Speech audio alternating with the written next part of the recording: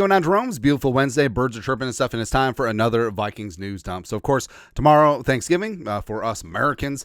For everyone else, happy Thursday. Enjoy your workday, peasants, or something like that. But love this time of year. It's very key for giving back and being thankful. Vikings definitely getting after that on their day off on Tuesday. Kudos to the Vikings and their significant others for serving Thanksgiving meals to families at the Southside Boys and Girls Club tonight. Among players we spotted, Grenard, CJ Ham. I wonder what he was serving. Yeah. Mullins, Quisenberry, Blackman. Yeah, I love the Blackmans out there. Diamond Dan Feeney, Blake Brandel, Brett Rippon, and Ryan Wright. Plus, I love that Grenard is a family man. He's rocking like the Hangover baby carrier. I tried to have that with my kid. None of them liked it. I don't know what it is, man. Also, Dalton Reisner. Come on up for the Reisner. Reisner Up Foundation. We partner with the Vikings and Salvation Army to feed over 100 families this holiday season. That's something I want to expand to. All right, so maybe next year, producer Allie and I will plan something with the Jeromes, and we'll go give back and we'll go feed the community. I mean, that's something that's near and dear to my heart, just like the annual Thanksgiving Food Shelf fundraiser. Every dollar donated to the show, rest of November, will be sent to various Twin Cities food shelves, including our friends Every Meal. The link to donate directly is in the description. Also, when we live stream, halftime, post-game, super chats, as well as all Venmos and Cash Apps will be donated to the food shelves. So links are in the description. Thank you very much for doing that. You guys have crushed it. This is year 3. We figured that out.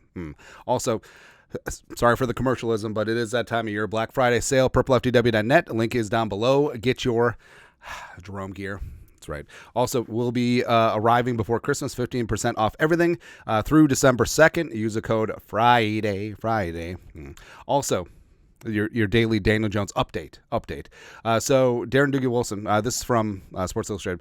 At least one team official had a conversation with Daniel Jones last night. I wonder who it was. Probably like Quasey. Hey, Daniel Jones, what's up? You want to come join? Doogie said on Tuesday on Score North's the Mackey and Judge show. It came out over the weekend that the Vikings are in the mix. The Ravens are in the mix. I was told the Lions have made a phone call. There's 6 or 7 teams trying to sign Daniel Jones. The Vikings are one of those teams. The Lions actually do make some sense.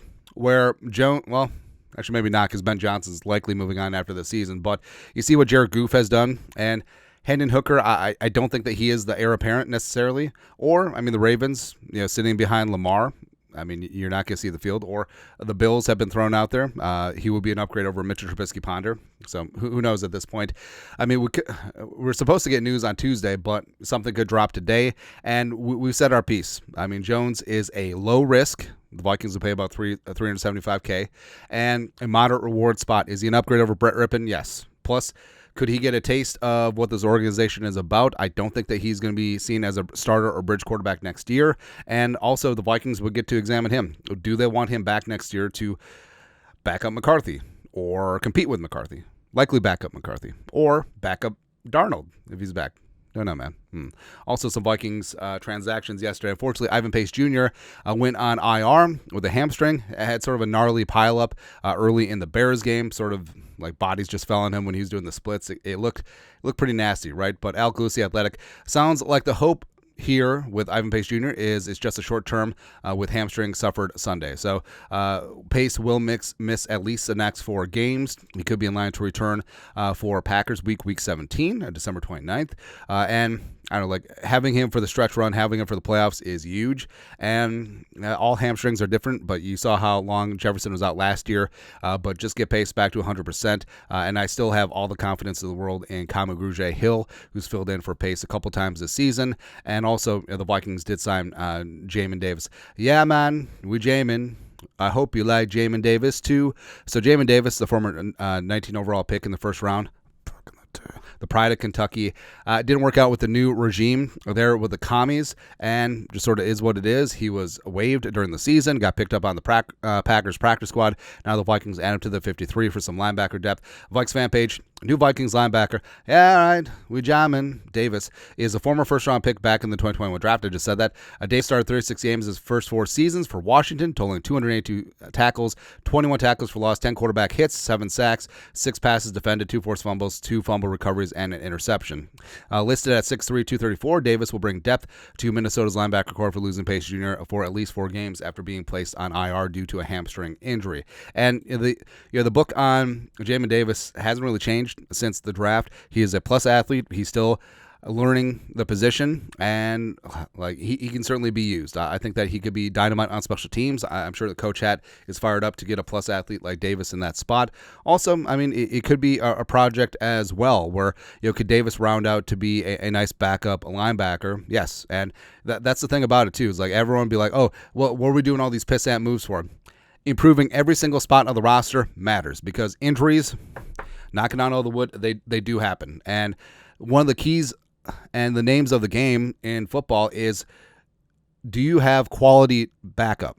Do you have good depth? Because injuries will happen. Can you survive those injuries? Can you still thrive? There's a lot of teams out there where if they have one injury, they go from a playoff team or a top contender to tanking.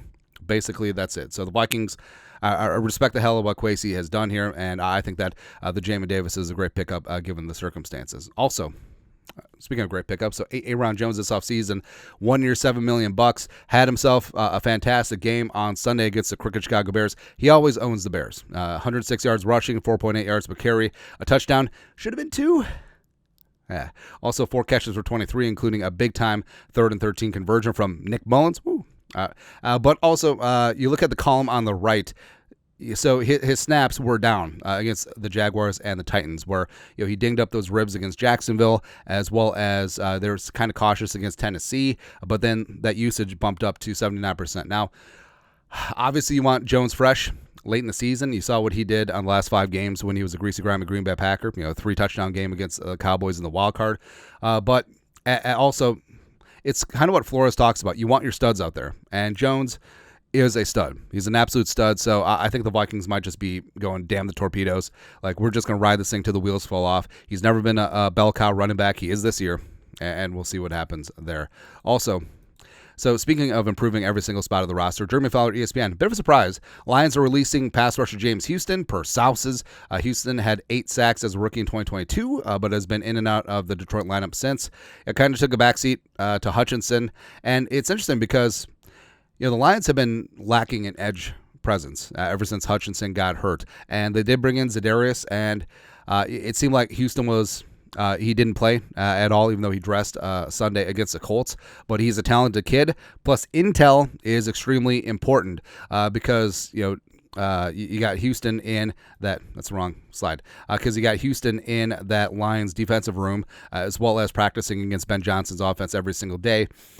Could be time for some yum time in terms of intelligence, as well as, yes, the Vikings are completely and utterly stacked at edge rusher, but bring them aboard the practice squad and just milk them for information, have them cash a paycheck, and then go from there. I see no muss, no fuss about it. And like as we said, improve every single spot of the roster, whether it's the 53rd spot on the 53 or 16th, 17th spot on the practice squad. Just go do that. Also doing it well. Jordan Addison greatly benefiting from Justin friggin' Jefferson getting double and triple team every single week. But PFF Vikes, Jordan Addison, 162 versus the Bears, 5th most receiving yards by a player in a single game this season. And he probably could have had similar numbers in the Jacksonville game if he didn't have cramps late in the game. But Addison, I mean, for all of the offseason stuff, for all of the getting settled in with Sling and Sam Darnold, he has become a force. Plus, Addison posted this on the gram. He and Darnold shaking hands. Love to see it. The USC connection, fight on indeed. So it's beautiful to see, man. Plus, if defenses are hell-bent to stop Jefferson, Addison's going to have to shine. Like Addison, Hockenson, Speedy Naylor, all of them have to step up until the defense is crying uncle, and then single up Jefferson, and then yum time. Speaking of Darnold, so yeah, the comparisons between Kirk Cousins, Falcons coming off a bye at 6-5, and also the Vikings play the Falcons at US Bank Stadium in 2 weeks, and Darnold are always going to be there. Right now, both of them have had their bye week. Darnold making $10 million, Kurt $45 this year, as well as has $100 million guaranteed over the next 2 years, 2.5 years actually. But Darnold, more passing yards, more total touchdowns. Completion percentage goes to Kurt. Has got one fewer interception. Cool. I mean, if Darnold just didn't stack those up against the Colts and the Jaguars, we'd be sitting pretty. And then everything else is in Darnold's favor. Now, part of it is, I mean, Kurt is a little bit older, yes. And, I mean, Darnold, Kurt was very good in spurts last year, respect, before he popped his Achilles. But, I mean, Darnold has all of the traits of Kirk Cousins, plus mobility, plus I think a little bit better pocket awareness. I think that the whole him seeing ghosts thing is just a leftover of his time with the Jets. And he's not afraid to sling it downfield, right? And he has gotten better of taking the open man, which is fine. But I just feel like Darnold has that extra gear that Cousins doesn't have anymore. And frankly, not a lot of quarterbacks in this league do, where you just have to grip it and rip it and damn the torpedoes, like Jefferson or Addison on a bang 8. Jalen Speedy Naylor splitting a seam. Hopefully he catches it. And that's what's fun about Darnold, is that you're going to have to gamble in the playoffs. Like, it's really tough to just grind out a win against a good team. So you're going to have to take chances. And Darnold is that high variance player where, hey, I mean, it's Kirk Cousins is like, if you're playing craps, it's just bet in the pass line. You're just passing time. We hit the point. Yay, we win. But Darnold is playing max odds behind the pass line, playing across, pressing, and betting all the hard ways. That's exactly what he is, man. And you're going to have way more fun. You also could lose a little bit more, but the payoff is monstrous. And hell, when you're in a spot in the playoffs where it's win or go home, I mean, there is no consolation for playing a clean game, right? So go out and go for the jugular and let's roll them frickin' bones. I mean, that's exactly what Darnold can do. Also, day early, but it is Thanksgiving tomorrow. And, of course, the Random Moss game, 1998, lighting up the Cowboys. And Moss with the infamous Es muy infamoso 3-catch, 163 yards, 3-touchdown game. Also caught a 2-point conversion. And it's just glorious, man. And you could say, well, he didn't put up a lot of points in PPR. Shut up. Shut your face. It's just one of those legendary performances, and I still can see in my mind's eye him just like shaking Kevin Smith right there in the end on the sideline, just a little bit of And it really was his, I mean, for me, the week 1 game against Tampa Bay in 1998, that was his introduction, right? 2 touchdowns. But the Thanksgiving game was his introduction to the nation because, I mean, internet was sort of spotty at that time. I think he had 56K dial-up. And Moss, national television, Cowboys, America's team, shredded them. Just shredded them, man. And it was awesome. And it's still always going to be one of my favorite games. Moss is always going to be one of my favorite players, and it's always a good memory to revisit every single year. But that's it. That's it. Vikings news dump on this beautiful Wednesday. You guys are the best. You know what to do. Skol, production value.